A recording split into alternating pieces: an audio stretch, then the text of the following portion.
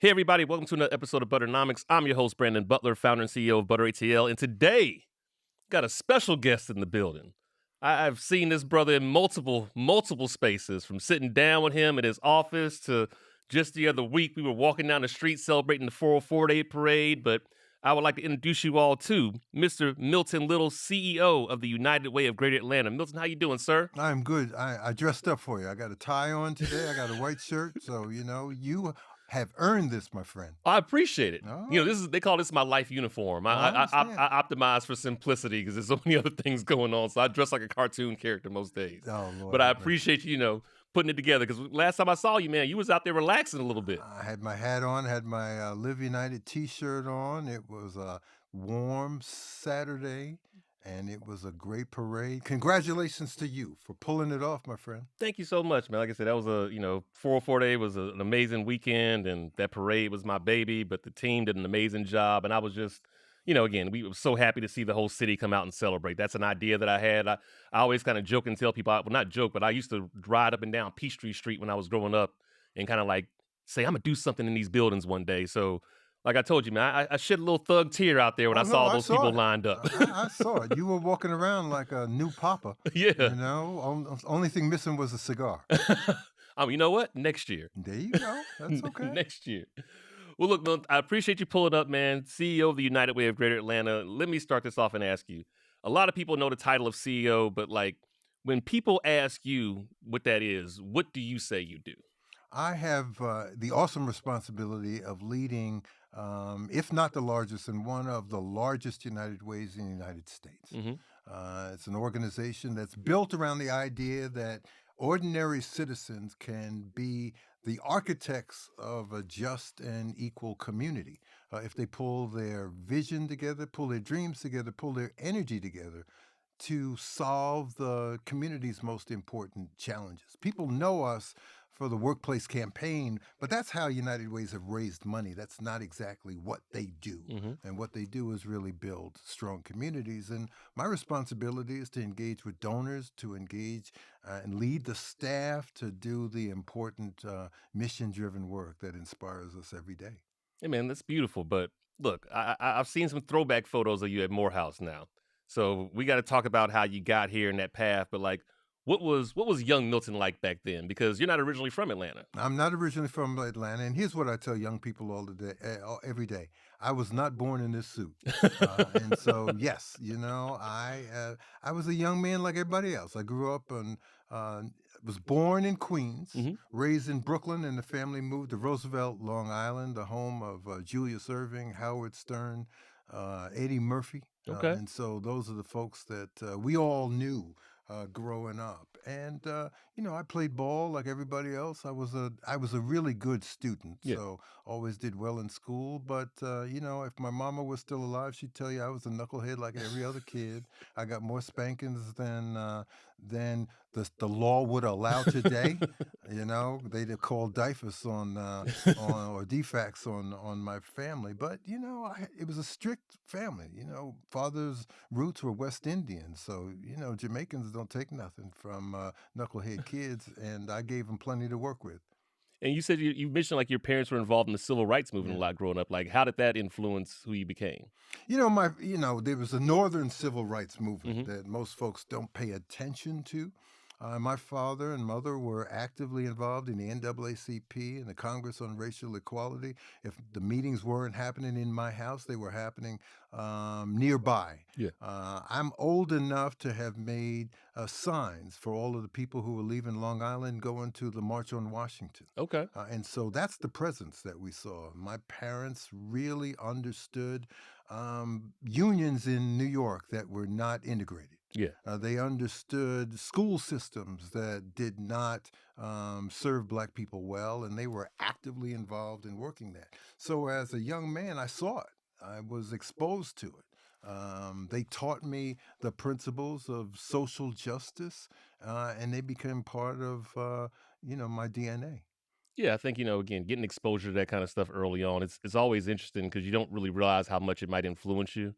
And, I think exposure just in general is really important for kids. I always kind of give the example of even when it just comes to like a house, right? Like you don't know a big house until you've seen a big house. Right, And exactly. guess what? There's probably a bigger house even somewhere else. And Correct. so you'd have to like expand that vision. And even in those moments, I know for me, that's why I bring my kids to a lot of stuff that I do. Like they sit there and they play their phones and their games, but they're around it. Yeah. And my hope is that, they're seeing these moments and it's like slowly kind of building something into them that understand they can do a lot of stuff out here. So it seems like you have a very similar kind of exposure. I do, and I tell people all the time. My mother told me something when I was 8 years old. She got on her knee, and she looked me in the eye, and she said, "Whatever you do in the world as an adult, make sure you try to help somebody." Yeah.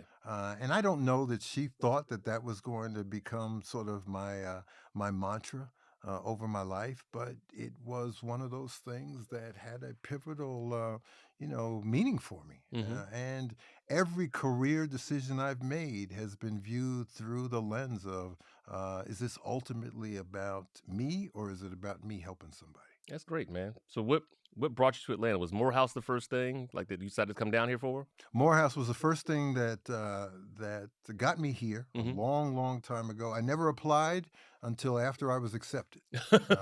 Morehouse saw that I had been accepted to every other school, and somehow somebody found me and told me that I was automatically enrolled. If I decided to come, I could fill out the application later. Most folks have never heard that story. Yeah. And so that was a long, long, long time ago. It was a great experience, but I never thought I was coming back. Hmm. I never thought I'd stay for graduate school or professionally. And then once I left, I was never sure I'd come back to live. I was always coming back here to work, to visit, to see people. But, when I finally got here 18 years ago, I wondered what took me so long to get back. It's interesting. A lot of people who come down here, especially for the AUC. I mean, I spent time there as well, and I always kind of notice the difference between people that grew up in Atlanta versus people that come there. Like, I think when you grow up in Atlanta, you see a lot of this stuff, and I Right. mean, even based on the way you grew up, you definitely got Hmm. exposure to some levels of like black excellence, just Right. amazing things happening. But Atlanta's a really special place. Like, what did you notice when you first came down here to Atlanta, just about the AUC and just Atlanta in general, especially coming from New York? Well, let me tell you this. When I got on the plane at Kennedy Airport, thinking that I was going to go to a place where I wouldn't know anybody, there were kids that I had gone to camp with who were on the plane, coming to Spelman, going to Clark, going to Morehouse. I said, "Oh Lord, okay, I'm not going to be a stranger." Yeah. Uh, I got to Morehouse. The first person I saw was a camp counselor who was a guy I played against in summer leagues on the basketball court. Hmm. And so it was a familiar place because so many people I knew were coming here. It was a welcoming place because it was the first place I'd ever come where strangers would say, "Hey, what's up?" Yeah. They'd all nod, say hello, and I was like, "Who you talking to?" Because in New York, you don't talk to strangers, and here everybody was sort of just open.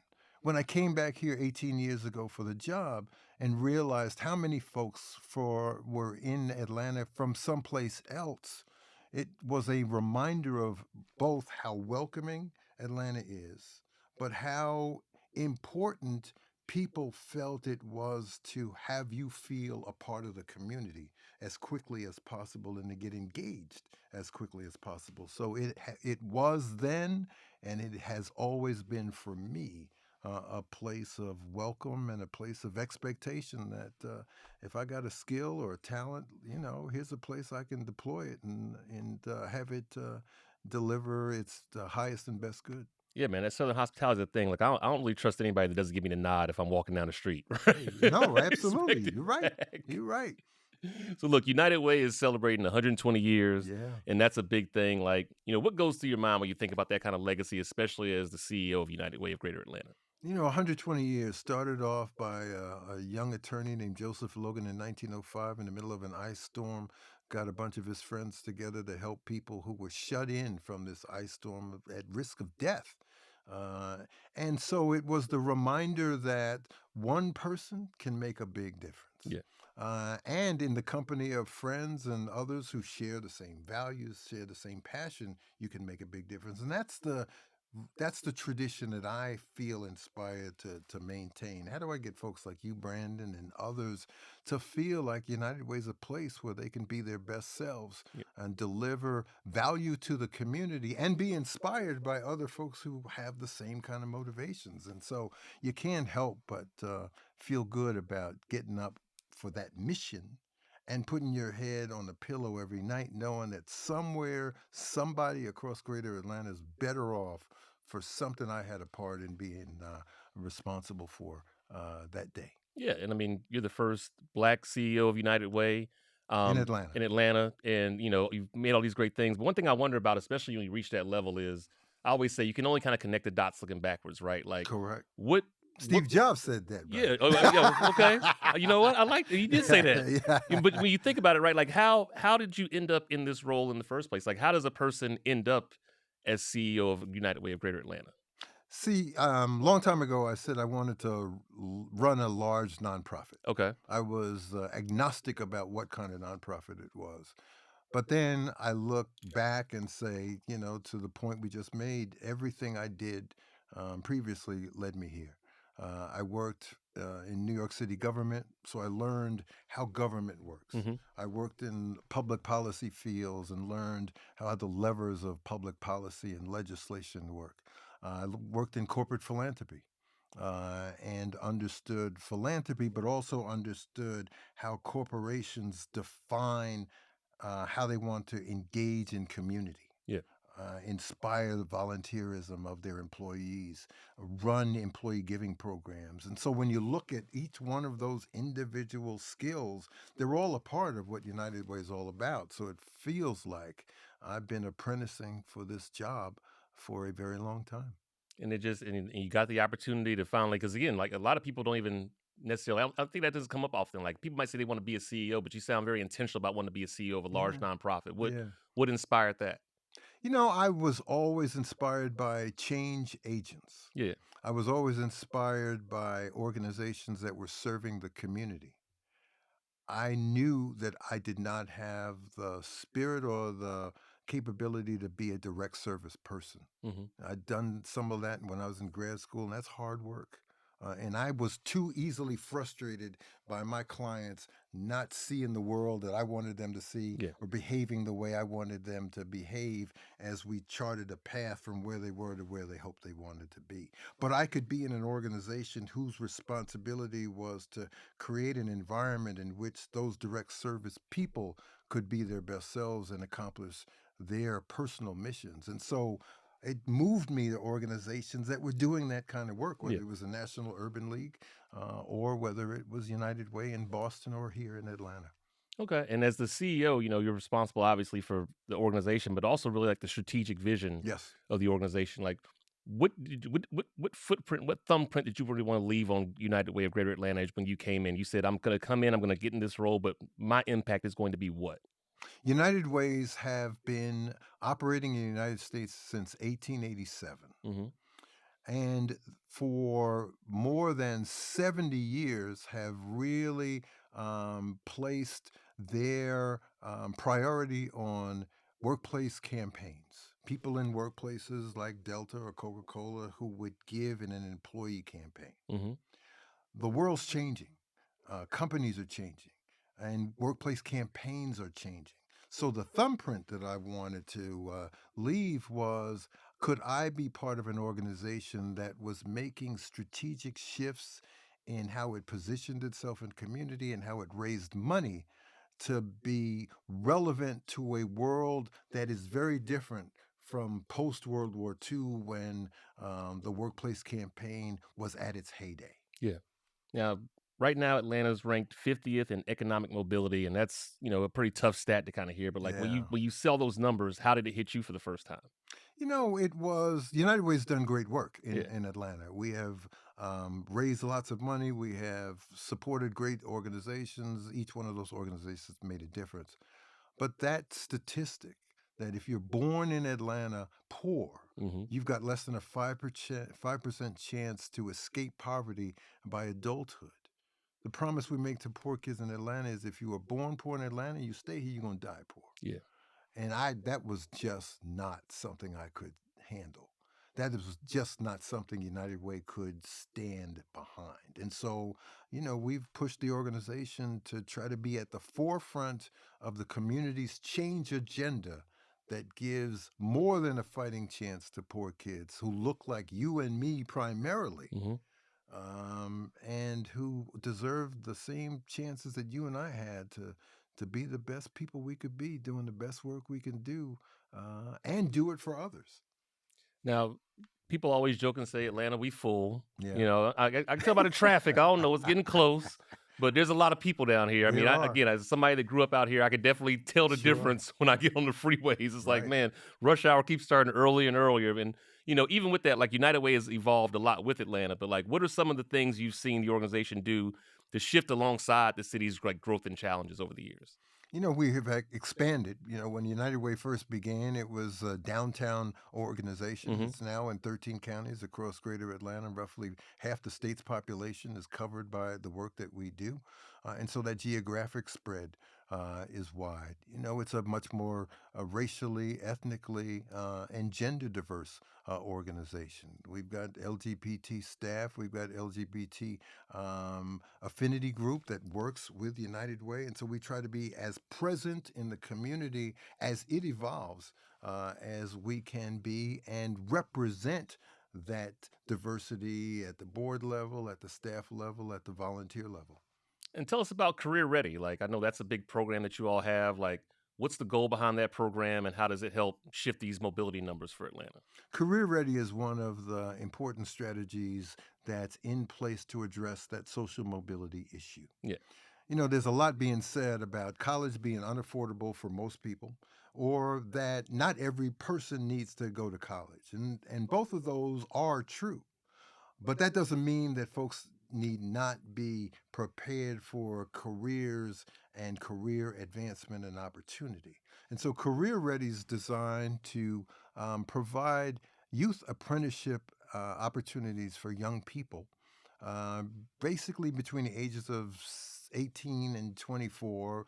But some of the kids are younger than that, to give them opportunities in construction, in IT, and cybersecurity, in future forward jobs with career ladders and high pay potential. My favorite example is when we started this, we started with a group of kids in foster care Hmm. who are leaving foster care. If you're in foster care 3 years out, you are more likely to be going through human trafficking, homeless, or unemployed than you are likely to have a job. Wow. But the kids that went through Career Ready were now in IT. They were in cybersecurity. They were beginning to raise their own families. They were buying homes. They were making upwards of 75 or $80,000. The same kids who would have been unemployed were it not for this program. That's the promise of Career Ready, and that's what we're trying to make more available to thousands of kids across Greater Atlanta. No, that's great. I mean, I know for myself, I grew up and I was in a program called Inroads growing Mm-hmm. up. And like, I really believed that that was one of the things that gave me a lot of opportunities and just exposure I wouldn't have traditionally gotten, right? Like, I was able to get internships at companies like Siemens Energy and Automation.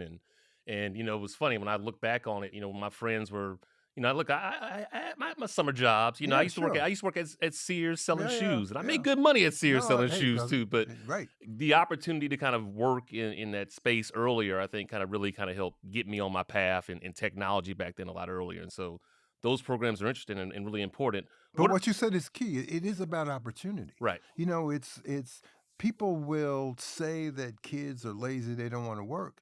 Kids will rise to the level of the opportunities given to them. So Hmm. you put a kid, I just saw some kids last week who were doing construction, moving heavy equipment and ground, who were doing power transmission lines.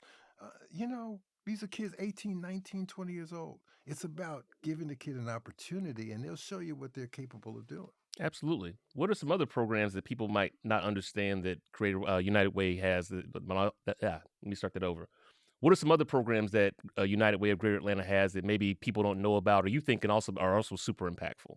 We have been a pioneer in lots of what the region's been doing around early learning. How Hmm. do you help kids between the ages of 0 and 4 make sure that they're ready for kindergarten? Yeah. And we have done this work since the 90s.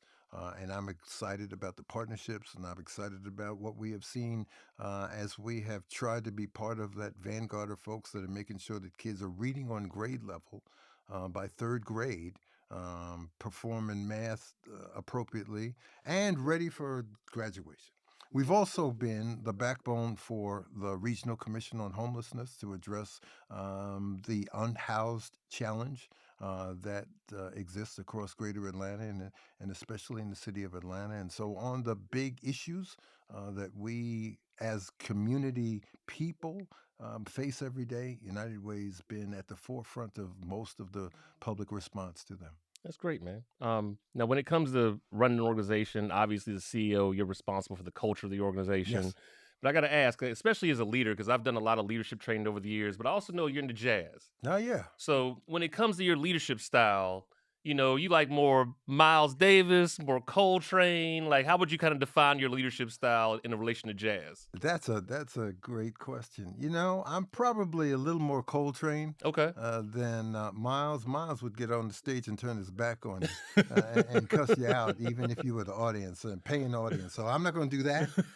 But I'm more the try to, organizer, choreographer of the movement of United Way, but also trying to be innovative, and a little bit avant-garde, like Train was. Okay, okay. And how do you inspire your team to kind of stay motivated? Like, how do you inspire people to kind of act and stay hopeful, especially with the kind of work you're doing? I mean, because again, that can be tough on people to face some of these stats and some of the Right. challenges and people they deal with. So, how do you inspire your team? So I've got a personal philosophy, Okay. and that personal philosophy is be compassionate, be transparent, be present, and act boldly. And that's worked for me for my entire professional life. It's about how you show up for people. You got to be compassionate with the folks that you support, but also people in the community that you're also trying to assist. But you also have to be bold. Hmm. The world has not been, innovation's not led by the folks who are sitting back waiting to see what's going to happen. Right. They're folks who are willing, like you, with this parade and the other stuff you've done, willing to stick your neck out and take some risks. And so boldness is something that you and I need to use our platforms to try to inspire the folks who pay any attention to what we have to say, to try to emulate. If there's anything that I would want them to follow that you and I do, Hmm. it's the willingness to be bold, the willingness to take some risks and try some new stuff. Yeah, I really believe that you got to put the things you want to see in the world. Like Yeah, one of the things I always think about is just everything that you see, everything that we interact with. It all started from a thought. yeah, No matter how complex it is, like this studio, these microphones, everything. like everything starts with a thought. And like I think the ability of the human mind to take things from an idea and manifest them into reality is a superpower. It And I is. really wish that to your point, more people will kind of take that boldness and say, like, what can I put into the world? Like, what can I? Because again, even with the stuff that I've done, whether it's 440 or everything else, right? I really do hope that that's something that tradition goes on way beyond me in a Eh, lot of ways. And I think that's how we have to kind of look at things like what legacy am I really trying to leave, especially in a world people are like quick to take things from it. Like, what are you kind of putting back into it, right? Yeah, no, absolutely. And it goes back to one of your earlier questions about, my parents and the inspiration. Being part of a household in which the civil rights movement was part of just dinner conversation. Whether it was Martin Luther King or Malcolm X or Paul Robeson or Fannie Lou Hamer, each one of them and every other civil rights leader was driven by a vision of what the world ought to look like and how Hmm. black folk ought to be able to prosper and engage in it. And so you got to have a vision. And my vision is sort of anchored in, the sacrifices and the dreams of folks that created the world in which you and I feel a little more equal than we would have felt if you and I were having this conversation in, 1897 or, 1904, Yeah. 1905. So, What inspires you? you know, making sure that more kids that look like me have an opportunity like I had to, just try to live a dream and to try to sometimes even just to have a dream. Yeah. You know, we know kids that just been beaten down, that don't think tomorrow's promised to them, don't think they're going to live past 21, and think whatever they got today, it's not going to get any better tomorrow. and I just can't abide by that. So that's what inspires me. Has there been any traditions that have just kind of like stuck with you through your journey, whether it's food or music or like culture in general? Like, what are some traditions that maybe, again, as you kind of look backwards and think, you know what, that's really something that's made me who I am today. Now you know what? Christmas. Okay. I'm still, 5 years old when it comes to Christmas, music, sports. My father turned down an opportunity to play with the Harlem Globetrotters, but taught me how to play basketball when I was 3 years old, so I've always been, like, driven by that. Hmm. There's all kinds of stuff that I've just had the opportunity to, travel, food, just living life, man. Life is a lot bigger than, Roosevelt, Long Island, which was only 1 mile square. And so, I had to get out of those boundaries and see what the rest of the world is like. And, it's a pretty cool place. Absolutely. Like, and you got to see stuff again. You got to get out here and Yeah. get exposure. I think that's one of the biggest things, like we were talking about before, right? Is Right. just going different places, seeing different things. The world is big, and there's a lot of it that people should definitely get a chance to kind of see. Like, but I got to ask you though. You said Christmas, so are you like a real Christmas tree kind of guy? Or are you like a fake Christmas? Because I got a fake Christmas tree. Nothing wrong with that. Like, but like, what kind of Christmas tree guy are you? I am in my heart a real Christmas guy. But, my last couple have been, fake ones. Because I'm like a lot of people. Come July, I don't still want to be finding pine Right. needles around the house. So. I remember my mom used to make me crawl under the tree and water it, Oh, and that's yes. probably the biggest reason why Oh, that's awful. I know. I I don't wanna know. be down Those there needles doing hurt that, after, right. the first couple of weeks. No matter how you keep that thing wet, they dry out. Yeah. Is there like a core belief or philosophy that you just in generally, get kind of adopted and live by? What I said before, about acting boldly, trying to be transparent. Yeah. I am what you see. Mhm. I'm not going to try to play games with you. You know, be compassionate. And just try to live life each day as if it's the last one. You know, I've seen too much death in my life to know that I should consider tomorrow, Yeah. promised. And Absolutely. I got to make the best of today and do the best I can and have no regrets. Absolutely. And with United Way of Greater Atlanta being 120 years old, like what do you hope for the next 120 years of the organization? I hope it continues to be a relevant institution. I hope it continues to inspire people to want to engage with it as donors, as volunteers. I hope we continue to be at the forefront of the community solutions to its challenges. And I hope the challenges that we have to face are fewer and fewer because the work that we do is more successful each day. Yeah. Well, look, we're getting ready to wrap this up, but last question for you is when you look back at your time at United Way, like what's one headline about you that you hope people remember with your time as CEO? That I came to Butternomics with a shirt and a tie. I mean, it's that I got a chance to be in the company of change makers in the community, Yeah. and somebody thought I might have earned that place among them. It's I've been blessed by the people I've had the opportunity to meet, to work with, to inspire, and to be inspired by. And I just hope people look back and say, yeah, he deserved to be there. He deserved to be in that job, and we are better for what he did. Yeah, absolutely. I remember we first met a couple of years ago around Hmm. 404 Day. Yeah, Me and Bame Joyner sat yeah, down man. with you and had a conversation. Hmm. And I've seen the amazing work you all have kind of continued to do since then. And, y'all have been showing up every day in Atlanta. So, Thank you, Atlanta appreciates it. I know the people that you all are impacting and making a difference appreciate it. thank you. Before we get out of here, how can people get more information about United Way of Greater Atlanta? How can they support the organization? Like, give them all the things. Come to the website, unitedwayatlanta.org.